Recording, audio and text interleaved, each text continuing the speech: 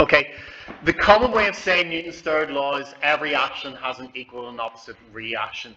But all that means is all forces appear in pairs, and pairs that are the same size, i.e. if one force is 10 newtons, the other force will be 10 newtons. They act in opposite directions, so if one force is up, the other will be down. But the key thing that's missing for that is they act in different objects. So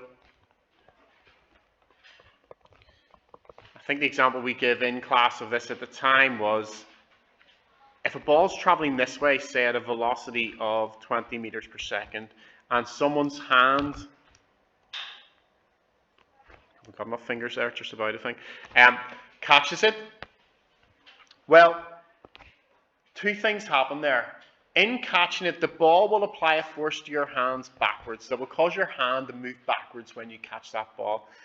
But your hand applies a force this direction on the ball. And if this is, say, 100 newtons, the force on the ball needs to be 100 newtons. They're in opposite directions. The force on your hand makes your hand move back, but the force on the ball will make the ball slow down.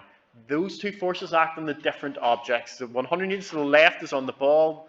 The 100 newtons to the right is on your hand. If they acted on the same object, they would cancel out and nothing would happen, but that's not the case here. Okay, so those two forces act in different objects, opposite direction, same size, and that's the key thing with Newton's third law. Note, the accelerations do not have to be the same because the masses can be different.